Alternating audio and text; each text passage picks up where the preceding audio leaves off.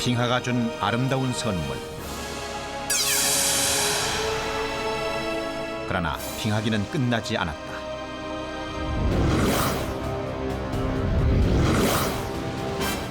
거대 동물들은 사라지고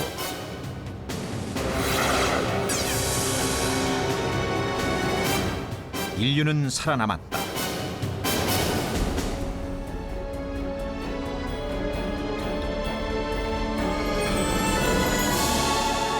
빙하기의 끝은 무엇인가?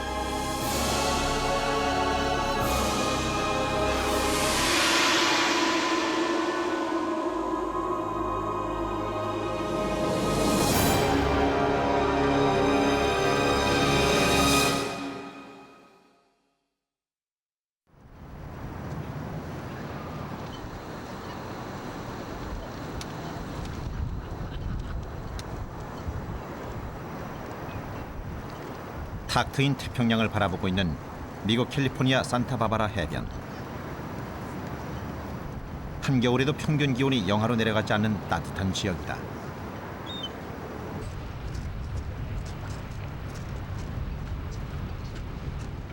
적절한 햇볕과 서늘한 바람 때문에 늘 휴양객들로 북적인다.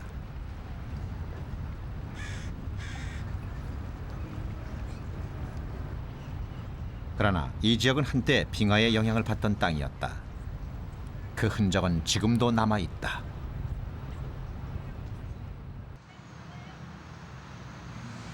로스앤젤레스 중심에 있는 페이지 박물관.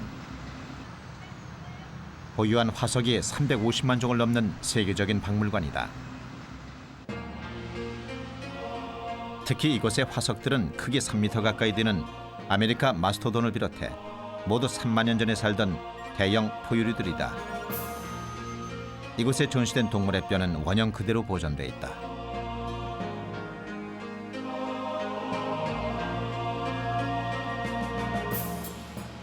검치호랑이는 아메리카 지역에 살던 맹수다.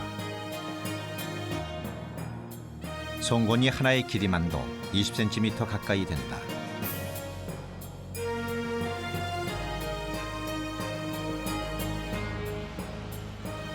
콜롬비아 매머드다.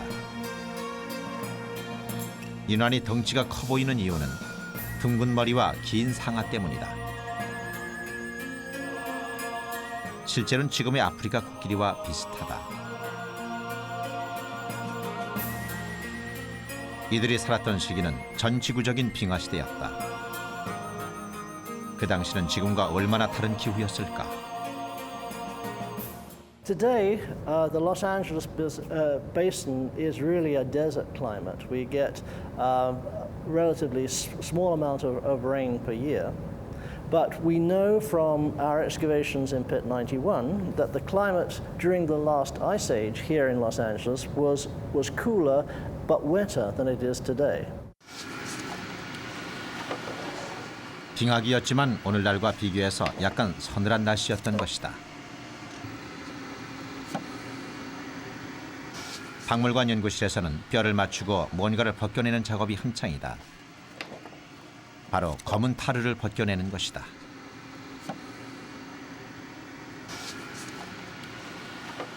유달리 동물의 뼈들이 검게 보였던 이유도 타르 때문이었다. 타르가 완벽히 제거되면 제 색깔의 동물뼈로 되살아난다. 그런데 동물들은 왜 이곳에서 발견되고 그들의 뼈엔 왜 타르가 묻어 있을까? 연구원을 따라 박물관 밖으로 나와봤다. 현기증 나는 타르 냄새가 진동했다. 울타리 너머로 보이는 것이 동물 뼈들이 발견된 타르 웅덩이다.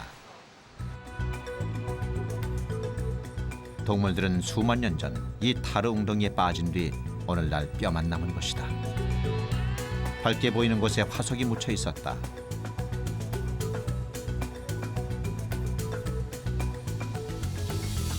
그리고 그 옆으로는 아직도 발굴을 기다리는 화석들이 여기저기 흩어져 있다.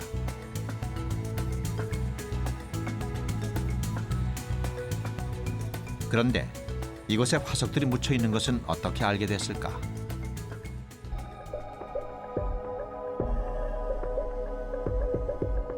웅덩이에서 동물의 뼈들이 발견된 시기는 1900년대 초기로 거슬러 올라간다. LAC 기획 사업이 한창이던 시절 웅덩이 속에서 뼈가 발견됐다. 처음엔 운이 없는 소쯤으로 생각했다.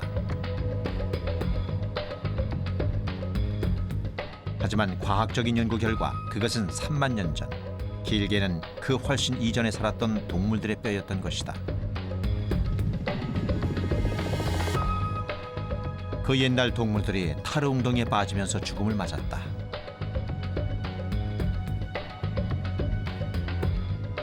타르는 석유에 함유된 성분이다. 석유에서 휘발성이 강한 물질은 날아가고 끈끈한 점성 부분만 남은 것이 타르다. 타르의 성질은 동물의 뼈들이 썩지 않고 온전하게 남도록 도와주었다. 그 덕분에 오늘날 완벽한 제 모습을 보게 된 것이다.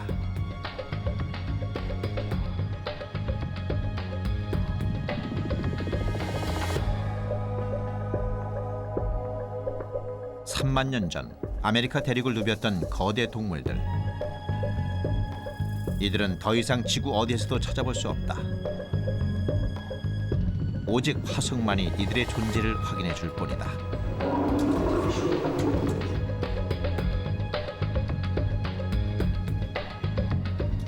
과연 이 동물들이 사라진 이유는 무엇일까? At the end of the Ice Age, the temperature went up by about 5 degrees centigrade, 9 degrees Fahrenheit, in an interval of about 75 years. So it got warm much more quickly than global warming is happening today. And when you got this sudden change in climate, this affected the vegetation, and the climate became more seasonal. And a combination of a warmer and more seasonal climate affected the animals that were dependent on the plants, and they became extinct, and the animals that fed off them, the carnivores, also became extinct.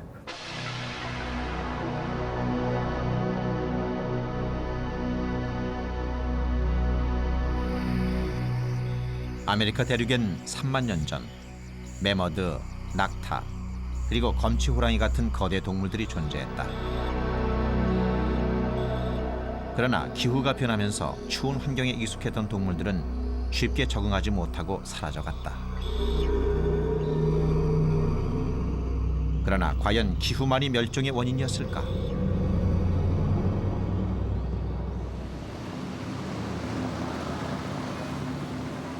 기후가 원인이라는 것엔 학자들 간의 이견이 오간다. 동물들이 혹독한 빙하기를 이겨낼 만큼 적응력이 뛰어났으며 온난한 기후는 오히려 동물들에게 좋은 서식 환경이란 것이다. 그렇다면 또 다른 이유가 있었던 것일까? 산타바바라 대학의 존 얼로이 박사는 또 다른 멸종의 이유를 이야기한다. 그의 관심은 빙하기 대형 포유류 멸종이다. 그는 북미 지역의 대형 포유류 화석들을 정리하면서 연구 논문을 발표했다.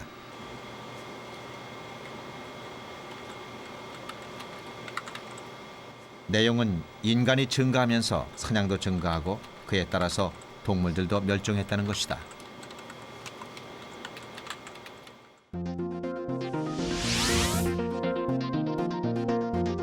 그의 연구에 따르면 빙하기가 끝날 무렵 13,000년 전 대형 포유류의 수가 갑자기 줄어들었다.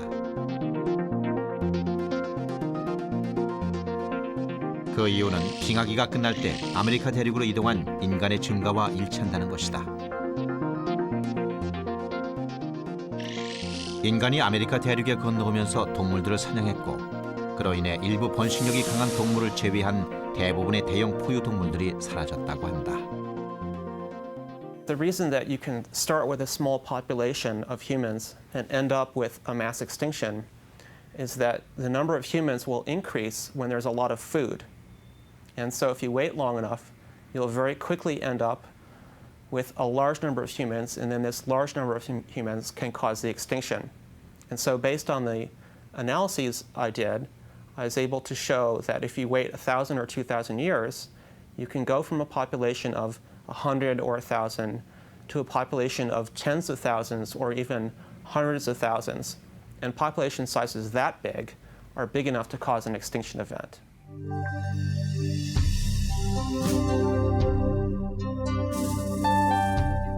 빙하기가 끝나갈 무렵 얼음으로 덮인 지역이 조금씩 녹기 시작했다. 녹은 길을 따라 시베리아와 북미 대륙의 연결 육로가 드러나면서 인류가 이동한 것이다.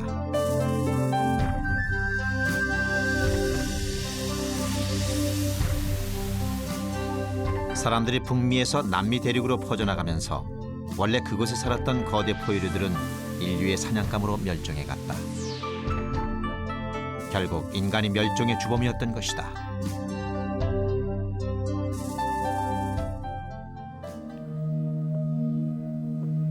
대형 포유류들은 멸종했지만 인간은 빙하기를 뚫고 살아남았습니다.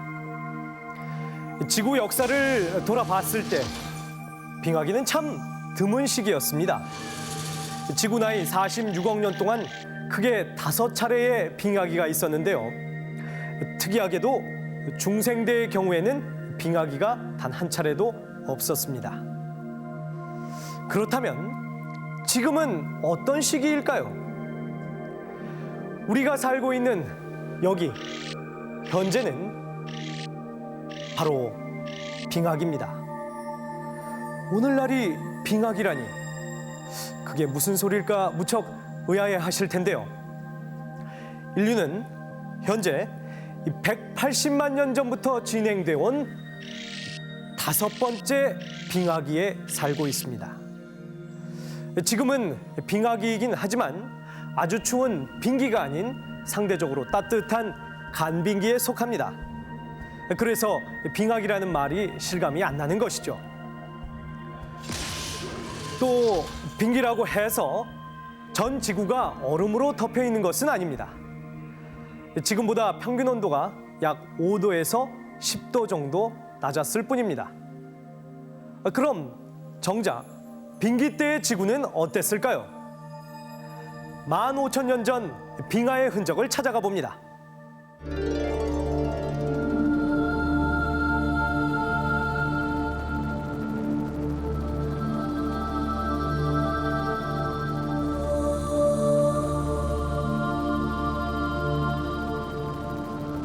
흰 빙원이 끝없이 펼쳐진 이곳은 캐나다의 콜럼비아 대빙원이다. 빙원은 말 그대로 얼음평야다.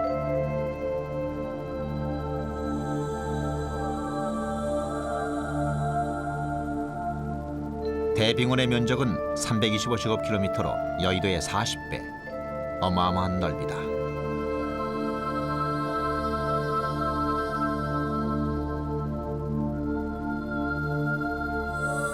빙원 끝자락에 있는 콜럼비아 산은 3,745m나 된다.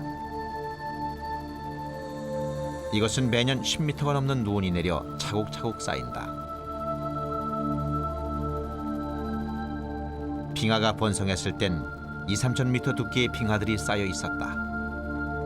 간빙기인 지금도 쌓인 높이가 평균 200m가 넘는다.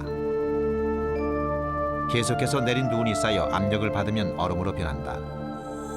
그 위에 또 눈이 쌓이면 빙하 아래쪽에 있던 얼음이 두꺼워지면서 계곡으로 넘쳐 흐르게 되는데 그것이 빙하다.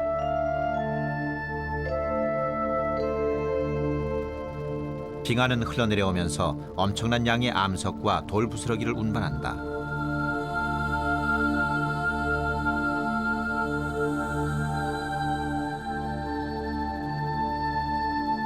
그리고 웅덩이엔 물이 고이게 되는데 그것이 빙하 호수다.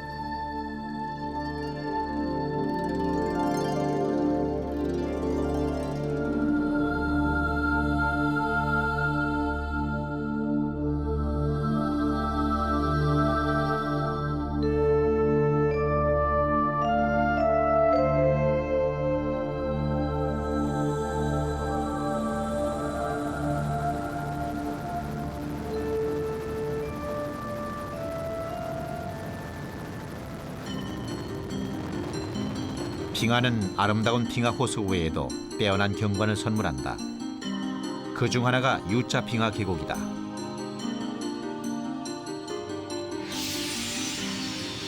빙하가 흘러내리면서 계곡을 침식시켜 만든 전형적인 빙하 지형이다.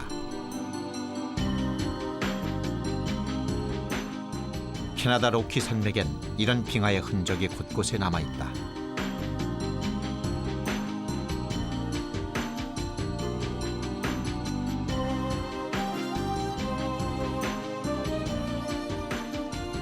어떤 곳은 대규모로 빙하가 흘러내려 거대한 두 개의 골짜기를 이루기도 한다.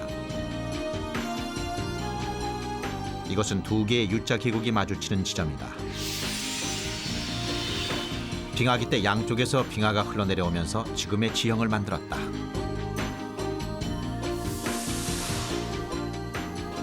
원래는 좁은 골짜기였지만 빙하가 점령을 한 뒤 계곡을 깊게 U자로 깎아내렸고 빙하가 후퇴하면서 지금의 거대한 골짜기를 만든 것이다. 지상에서는 알아챌 수 없지만 빙하가 만들어낸 자연의 신비다.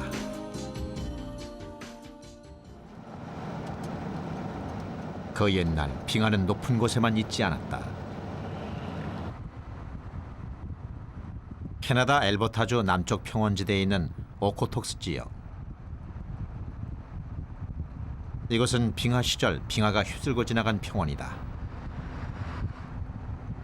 길을 달리다 보면 벌판 한가운데 암석 덩어리가 보인다. 처음엔 마치 고인돌처럼 보이기도 한다. 이 바위는 빙하가 남긴 흔적이다. 이런 바위들은 빙하가 두고 갔다 해서 미야석이라고 부른다.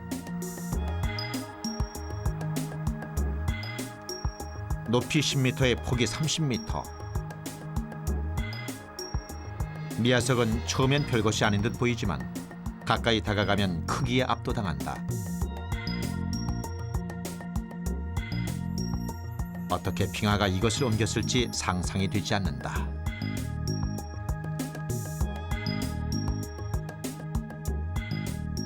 근처엔 비슷한 돌들이 전혀 보이지 않는다.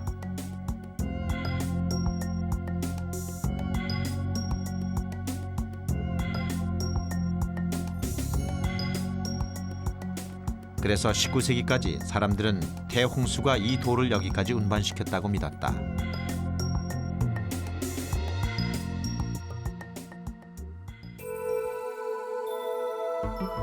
그러나 이 바위는 원래 이곳에서 700km 떨어진 자수파란 지역에 있었다. 빙하와 함께 상당한 거리를 이동하고 빙하가 소멸한 후 이곳에 덩그러니 남아있게 된 것이다.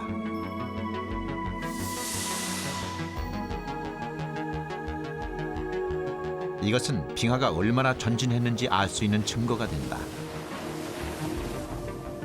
마지막 빙기였던 15,000년 전, 빙하는 미국의 뉴욕까지 내려왔다.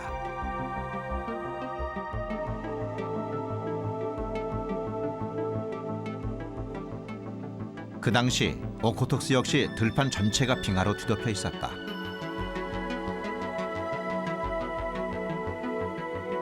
미야석 빙락은 그 빙하와 함께 이곳에 오게 된 것이다.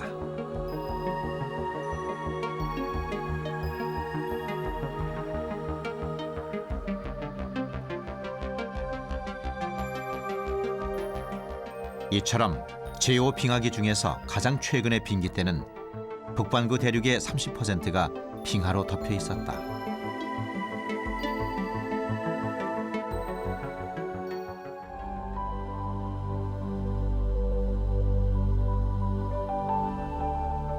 빙하기는 새로운 지형을 만들기도 하지만 그림 같은 경치를 선물로 주기도 한다. 뛰어난 경치로 유명한 루이스 호수. 호수의 물빛이 더욱 신비롭게 보인다.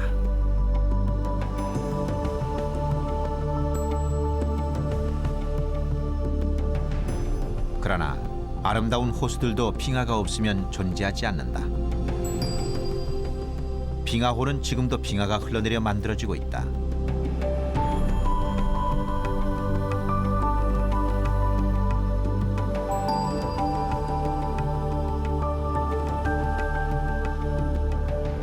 빙하는 지금도 우리 곁에 살아 움직이고 있는 것이다.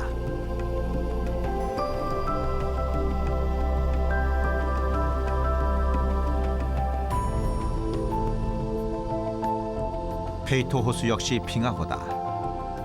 물빛이 옥색을 띠는 것은 석회 성분 때문이다.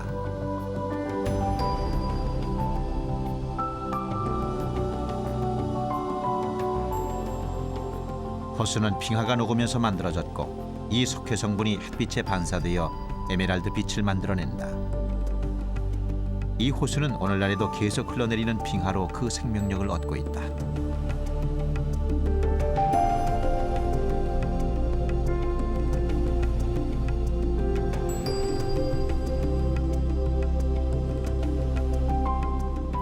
이렇듯 빙하는 과거에서 현재로 이어지는 진행형인 것이다. 그럼 현재의 빙하를 통해 과거의 기후를 살펴보자.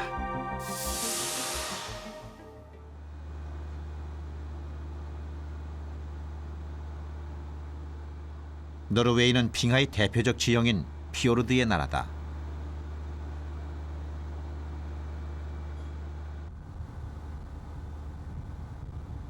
노르웨이 서해안은 좁고 긴 피오르드 지형을 이루고 있다.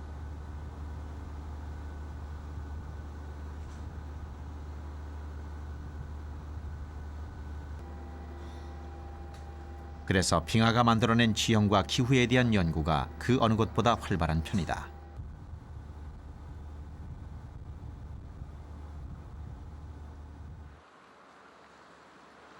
노르웨이 북부 트롬소의 트롬소 대학.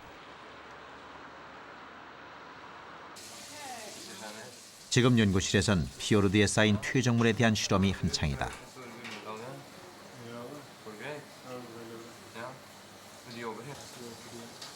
모트놀드 교수는 피오르드 해안에서 채취한 퇴적물 성분을 분석 중이다.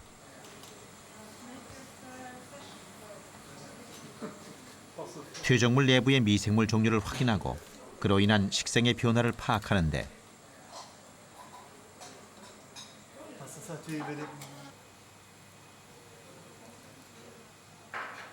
이런 조사는 특히 제5 빙하기가 진행 중인 현재의 기후 변화를 예측할 수 있어 도움이 된다.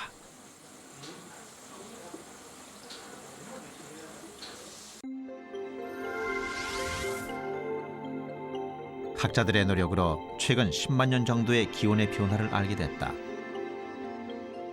지난 12만 5천 년 동안 기후는 덥고 추운 기온이 이어져 왔다. During the Ice Age, the climate has changed from warm to cold. During the cold times it was glaciations, and during the warm time it was like we have today. And the temperature had changed quite a bit. On the high latitudes it changed maybe as much as 5 to 10 degrees between the Ice Age and the warmer periods. And around the tropics the changes was smaller. 그렇다면 최대 빙기 때 우리나라의 기후는 어떠했을까?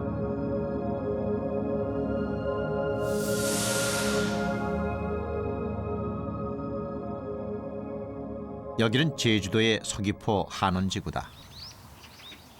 수만 년 전에 이곳은 화산이 분출한 분화구였지만 지금은 습지가 돼 있다.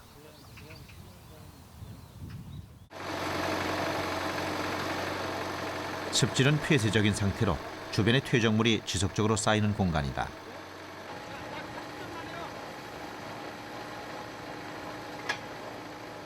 그런 만큼 빙하의 퇴적물 못지않게 과거의 기후나 자연환경 변화를 엿볼 수 있는 증거들이 많아서 기후 변화를 측정하는 데 좋은 장소가 된다.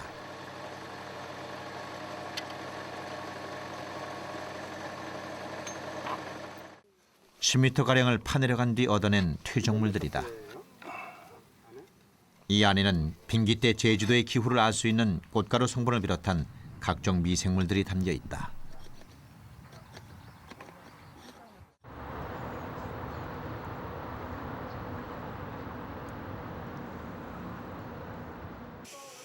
시추한 제주도의 퇴적물들을 분석해봤다.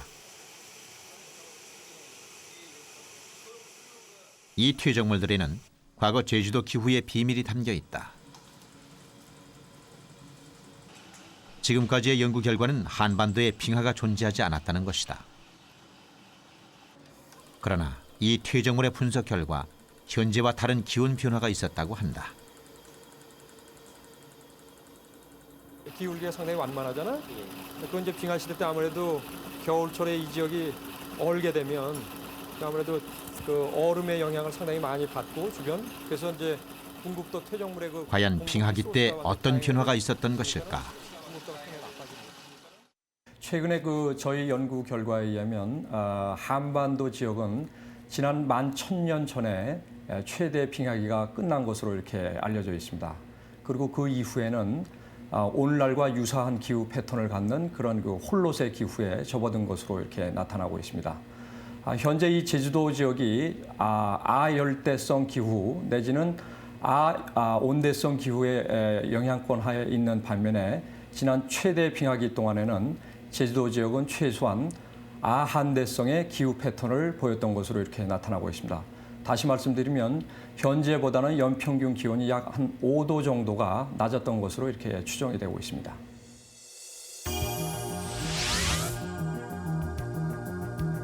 기온이 낮아지면서 해수면도 낮아졌다. 지난 빙하기 시절 해수면은 지금보다 100m 정도까지 낮았었다. 전 지구적인 빙하의 부피가 커지면서 해수면이 낮아졌던 것이다.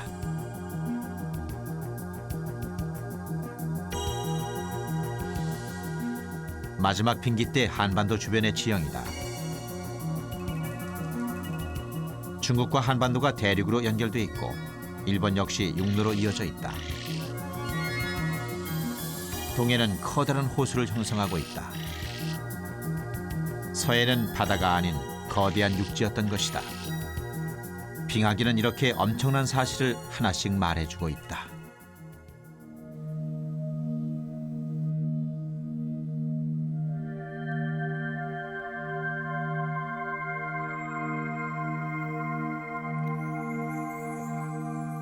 빙하기, 특히 빙기 때의 지구 모습을 살펴봤습니다. 그런데 빙하기는 언제, 어떤 조건일 때 만들어지는 것일까요? 그것은 대륙이 어떻게 분포됐냐는 것과 또 한 가지 태양의 에너지 반사와 관계가 있습니다. 예를 들어 지금의 빙하기처럼 적도와 지구의 극지방에 육지가 분포되어 있으면 빙하가 형성되기 좋은 환경이라고 말합니다. 즉, 적도 지방의 대륙들은 따뜻한 태양의 에너지를 반사시키고 극지방의 대륙은 눈이 쌓여서 빙하가 만들어지는 터전을 제공할 때 바로 지구의 빙하기가 열립니다. 그렇게 해서 현재의 남극처럼 두터운 대륙 빙하가 형성됐던 것입니다.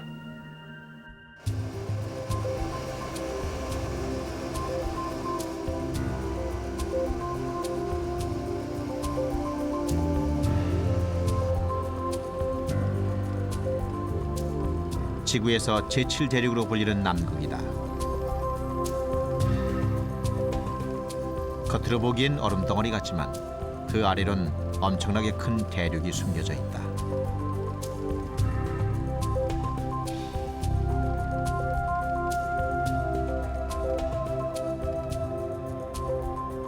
전 세계 육지의 10%가 빙하로 덮여 있고 그 빙하 중에 85%가 남극 대륙에 몰려 있다.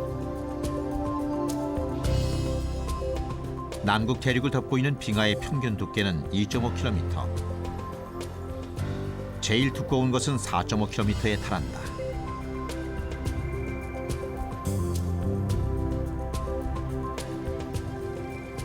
그래서 이 빙하들이 녹을 경우 그 양은 전 세계의 강과 호수의 모든 민물을 합친 것보다 200배나 많다고 한다. 실로 엄청난 양인 것이다.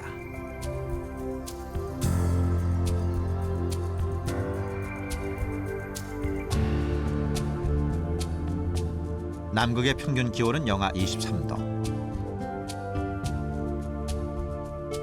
그러나 아무 생명도 살지 않는 동토의 땅은 아니다.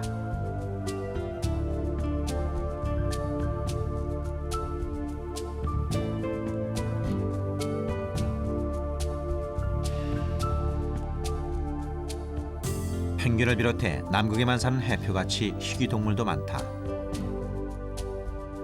수많은 생물들이 함께 사는 생명의 땅인 것이다. 그리고 이들에게서 인간은 빙하기에 살아남는 법을 배울 수 있다.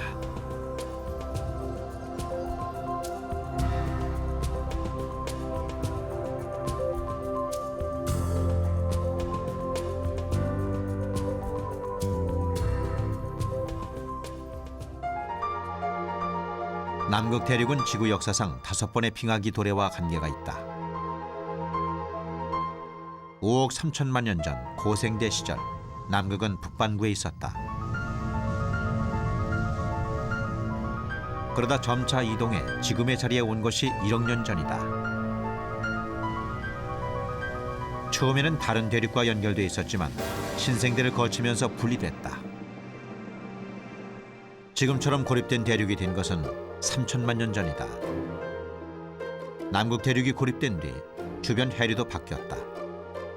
남극 대륙 주변만 도는 남극 순환 해류가 생긴 것이다. 그로 인해 빙하가 형성되면서 지금의 기후로 변화됐다.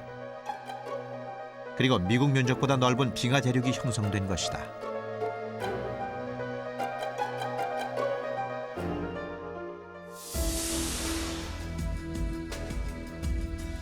빙하는 지구 역사의 기록이다. 나무가 나이를 먹을 때 나이테를 남기듯 매년 층을 이루며 쌓여왔다. 때론 두껍게, 때론 얇게 층을 쌓으며 그해 그해 지구 변화의 이력서를 써온 것이다.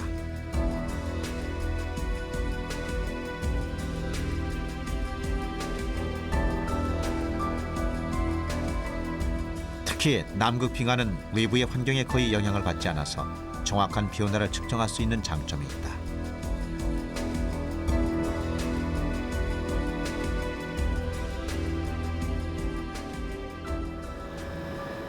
남극은 과거 기후를 연구하는 데 가치가 높다고 알려져 있다.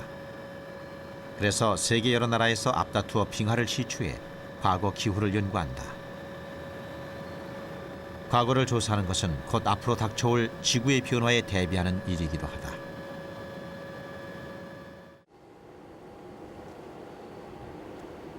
우리나라도 그 연구에 동참하고 있다.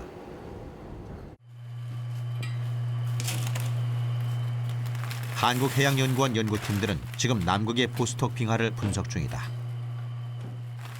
이것은 남극의 보스톡 빙하 435m 지하에서 시추한 얼음이다.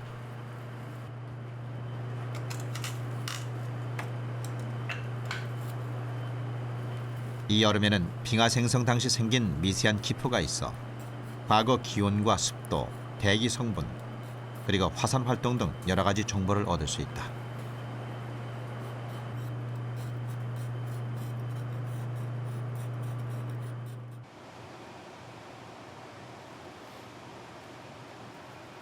이번 빙하 연구를 통해선 40만 년 전의 기후 변화에 대한 관측이 가능했다.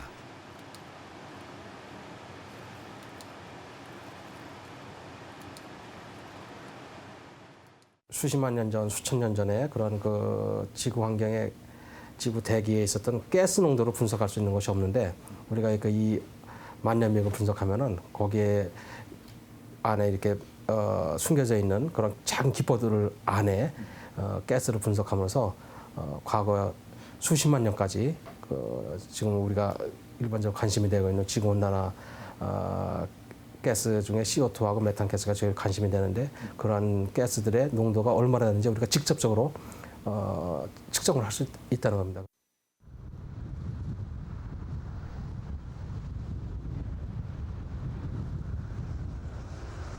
남극 빙하에 대한 연구는 노르웨이에서도 적극적이다.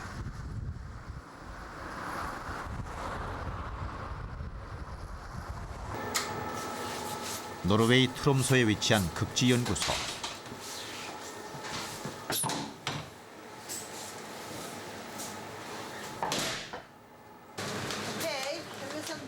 빙하학자인 엘리자베스 이삭손 박사는 빙하 분석을 통해 지구 기후 변화를 측정하는 데 관심을 갖고 있다.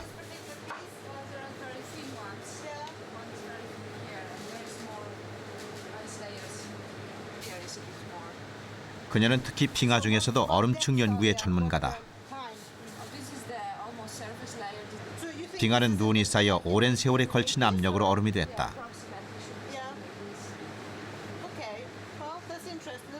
그리고 그 얼음은 수천 년에 걸쳐 쌓여 압축된 것이기 때문에 미세한 층을 파고 가면 지난 시간의 정보를 얻을 수 있다. 한마디로 빙하는 백색 타임캡슐인 셈이다. Here we have the fixed distance so that we will take picture. 학자들은 이런 빙하 구조를 통해 지난 40만 년간의 지구 기후 변화에 어떤 주기가 있음을 알 수 있다고 말한다. From this particular method, now we're looking at the ice layers, the structures in the ice, by having a light going from underneath, and then we can see the distinguish different snow and ice layers. And we want to see if we can see any more melt features, melt layers in the snow, if it has any more in the recent decades, for instance. And that will help us when we interpret the climate record from this core. And then we do many different kind of chemical analysis on this core. 남극 빙하의 기후를 분석한 것을 보자. 지난 40만 년 동안 CO2, 즉 이산화탄소의 양은 어떤 주기적인 변화를 보여왔다. 이것은 지난 40만 년 동안의 기후 변화다. 이산화탄소의 주기 변화와 유사한 형태를 보이고 있다. 이것은 빙하기 내에서도 일정한 주기가 있고 그 주기가 대략 10만 년 정도라는 새로운 사실을 알려준다. 빙하기도 계속 춥기만 한 것이 아니라 주기가 있다는 것을 알았습니다. 그럼 그 주기는 어떻게 해서 생겼을까요? 그것을 밝힌 사람은 구 유고슬라비아 학자 밀란코비치입니다. 개념은 간단합니다. 지구는 축을 중심으로 자전을 하는데요. 보통 자전축의 기울기는 23.5도라고 알고 계실 겁니다. 그런데 그 기울기가 고정되어 있는 것이 아니라 4만 년을 주기로 변합니다. 또 지구가 자전을 하는데 그냥 회전하는 것이 아니라 마치 팽이가 돌듯 비틀거리면서 돕니다.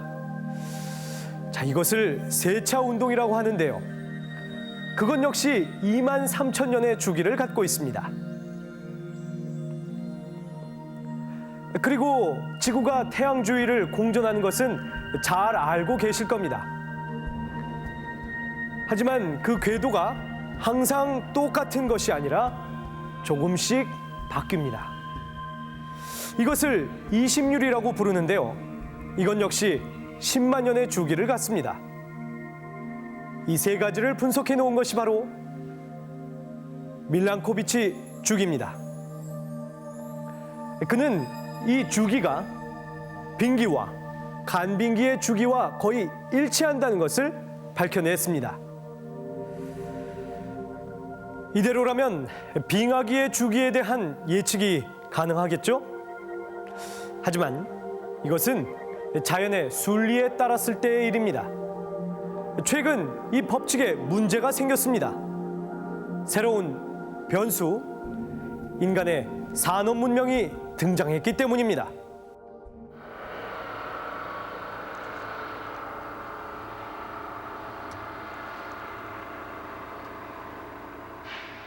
캐나다 로키 산맥엔 13,000여 개의 빙하 지형이 있다.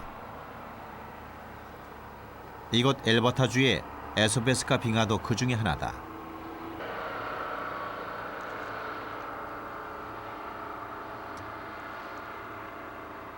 특히 도로변에 위치하고 있어 사람들의 빙하를 지척에서 구경할 수 있는 아름다운 장소로 손꼽힌다. 빙하 가까이 가기 위해선 설상차를 타야 한다. 최근 녹고 있는 빙하를 최대한 보호하기 위해서다.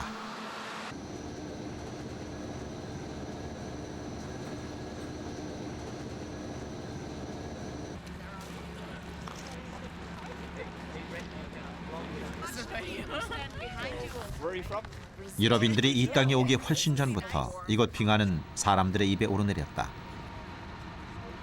인디언들은 이 빙하를 보고 북쪽으로 강이 흐르는 평야, 즉 에소베스카란 이름을 붙였다. 빙하가 흘러내리는 모습이 거대한 강처럼 느껴졌기 때문이다.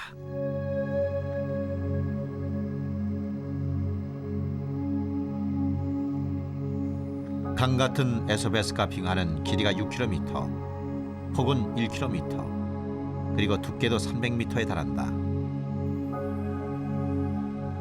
그러나 지난 160여 년 전부터 평균 10m씩 길이가 줄어들고 두께도 5, 60m 얇아졌다.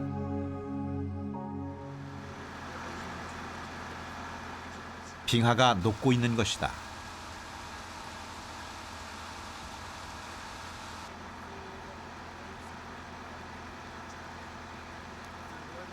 처음엔 빙하 밑에서 아주 조금씩 녹는 듯 보이지만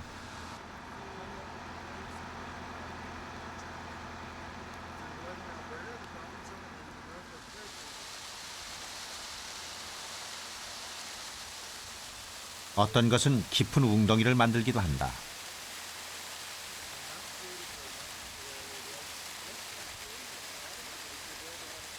웅덩이 하나의 깊이만도 5, 60m가 넘는다.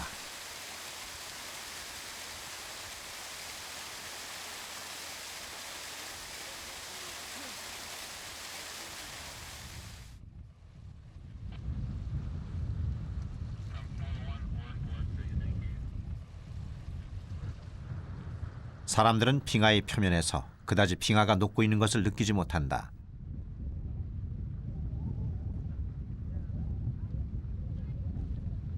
그렇지만 빙하는 보이지 않는 밑에서 서서히 녹고 있는 것이다.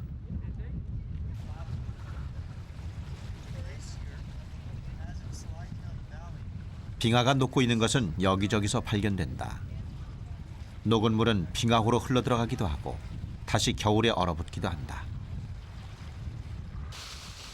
그러나 지속적으로 빙하가 녹고 있는 것만은 부인할 수 없는 사실이다.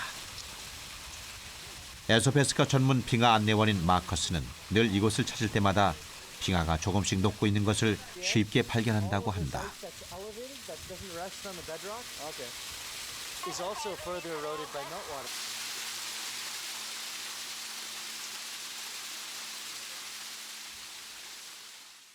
Whereby every year 10 meters of the ice is lost because more has melted in the summer than has advanced due to motion in the winter.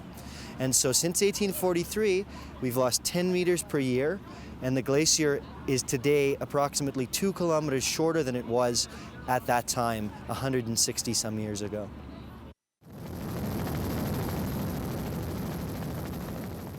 하늘에서 안내원의 말을 확인해 보자.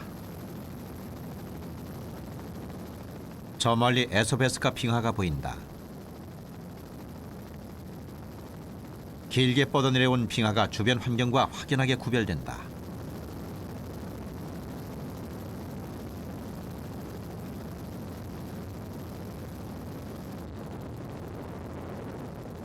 도대체 얼마나 빙하가 녹아서 뒤로 후퇴한 것일까?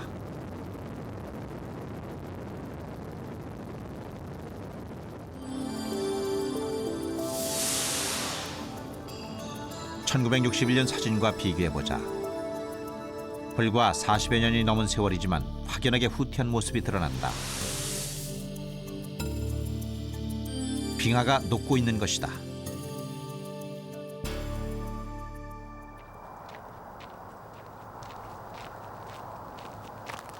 샌드포드 박사는 캐나다 밴프 국립공원 빙하연구소에서 빙하만을 전문적으로 연구하는 학자다.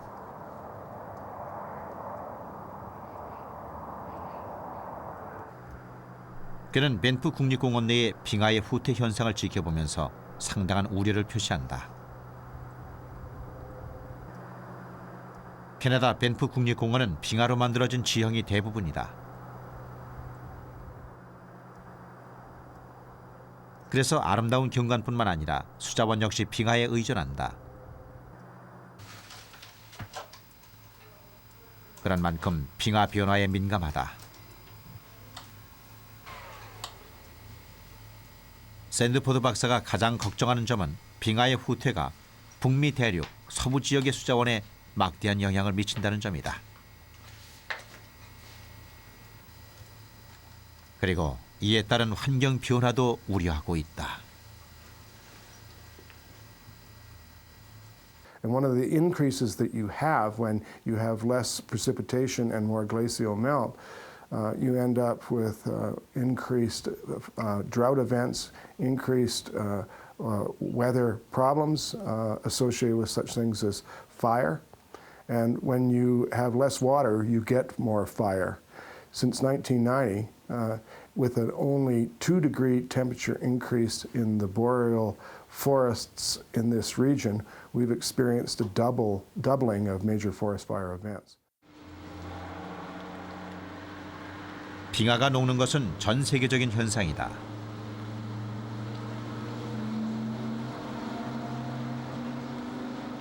프랑스 몽블랑의 빙하도 예외는 아니다.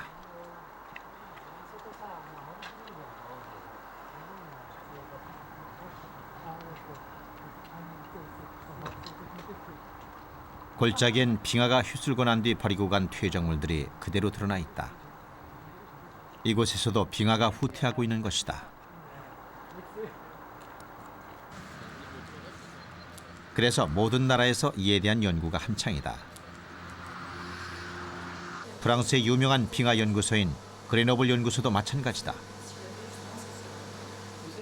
이곳에선 남극 빙하와 알프스 빙하를 주로 연구한다.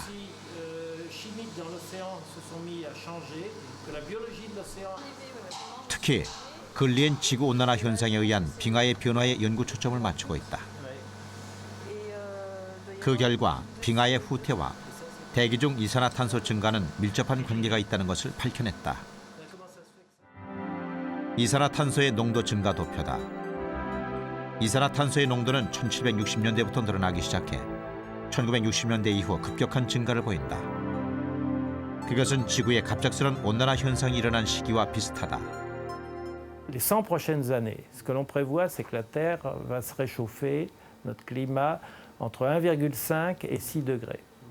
Pour vous donner aussi une petite perspective, en 10 000 ans, quand on passe d'un air glaciaire dont on a parlé avant à un air interglaciaire, le climat se réchauffe d'à peu près 4 à 5 degrés seulement. Et vous vous rendez compte, et ça, la nature le fait en 10 000 ans. L'homme est en train, en 100 ans, 150 ans, 200 ans, peut-être d'augmenter la température entre 1,5 et 6 degrés. C'est énorme. On s'attend à des changements importants. 지구는 46억 년 동안 4번의 빙하기를 거쳐 현재 제5 빙하기를 맞이하고 있다. 제5 빙하기 동안에는 여러 번의 빙기와 간빙기가 있었다. 학자들은 지금과 같은 온난화 추세가 가속되면 기온이 이상 상승하는 초간빙기가 찾아올 것이라고 예측한다.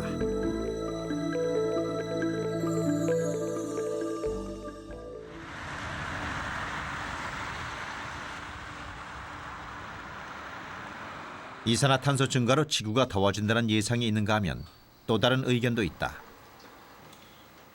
바로 대양순환에 의한 빙기 출현이다.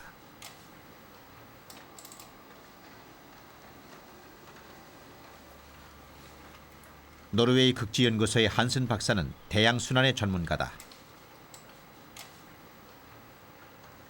그는 해수온도 변화를 연구하면서 기후변화와 대양순환의 관계가 있음을 밝혀냈다.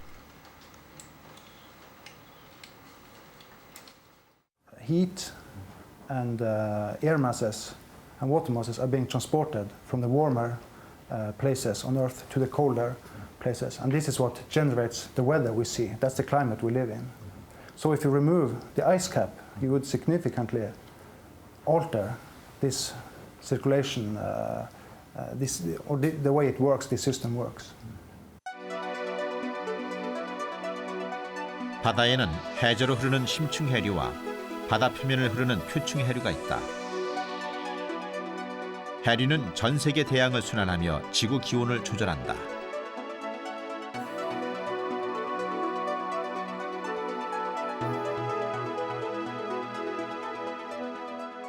Many scientists think that the occurrence of very rapid climate changes that is closely related to exactly this freshwater export from the Arctic.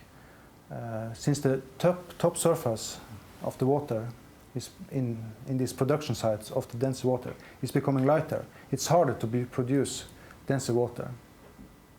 so that this transport of warm water to the north in a way stops, or it slows down. And this is what causes then a colder climate, especially in the northern hemisphere. 따뜻한 해류가 북극을 향해 흐르다가 빙하가 녹은 물에 막혀버리면 대양 심층수 순환이 약해지거나 중단될 수도 있다.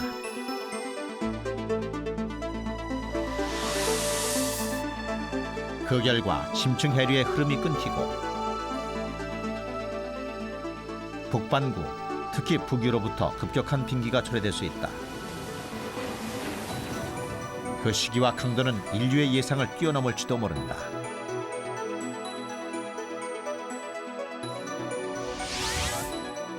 지금의 온난화 속도로 봤을 때 사람들은 초간빙기를 우려하지만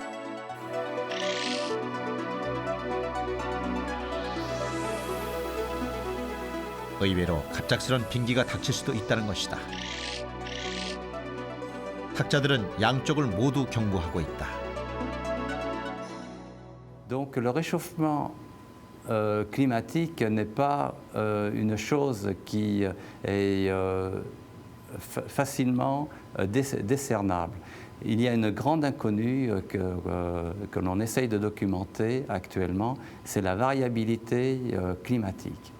Mais il est certain que dans le futur, nous aurons à faire face à des événements extrêmes de plus en plus importants et de plus en plus fréquents.